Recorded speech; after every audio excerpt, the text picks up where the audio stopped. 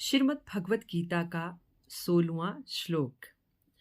अनंत विजयम राजा कुंती पुत्रो युधिष्ठिरः नकुलः च सहदेवः सुघोष मणि पुष्पकौ।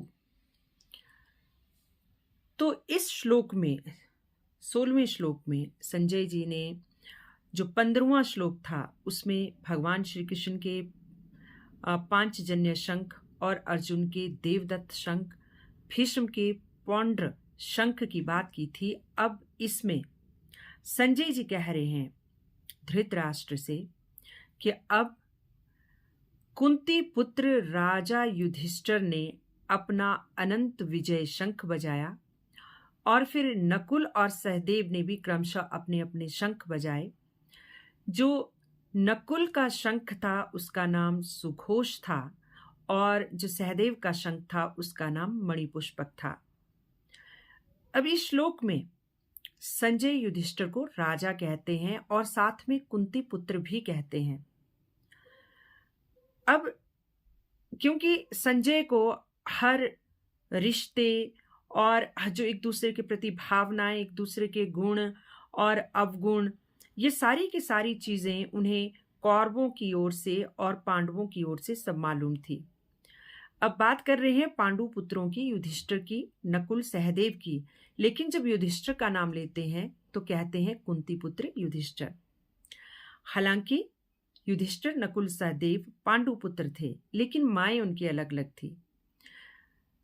युधिष्ठिर, अर्जुन और भीमसेन, इन तीनों की मां थी कुंती। नकुल और सहदेव की मां माद्री थी।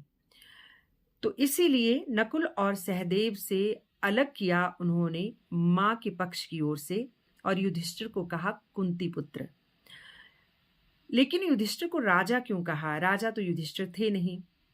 तो संजय ने युधिष्ठिर को राजा इसलिए कहा क्योंकि युधिष्ठिर 12 वर्ष के वनवास से पहले इंद्रप्रस्थ के आधे राज्य के राजा थे। उसके बाद 12 वर्ष का वनवास हुआ, 1 वर्ष का अज्ञातवास हुआ और जब वापस लौटे तो दुर्योधन उनको एक सुई की नोक के बराबर जगह देने के लिए तैयार नहीं हुआ। तो थे तो वो राजा ही, और साथ में वो राजा शायद इसलिए भी कह रहे होंगे क्योंकि उन्हें संभावना थी कि पांडवों की विजय होगी। तो निश्चित तौर पे युधिष्ठिर, क्योंकि पांडु पुत्रों में सबसे बड़े थे, तो वो ही राजा बनेंगे।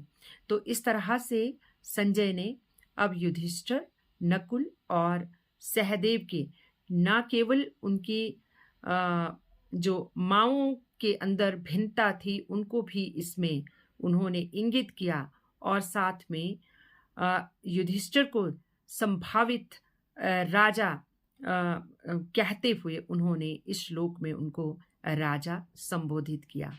राधे राधे।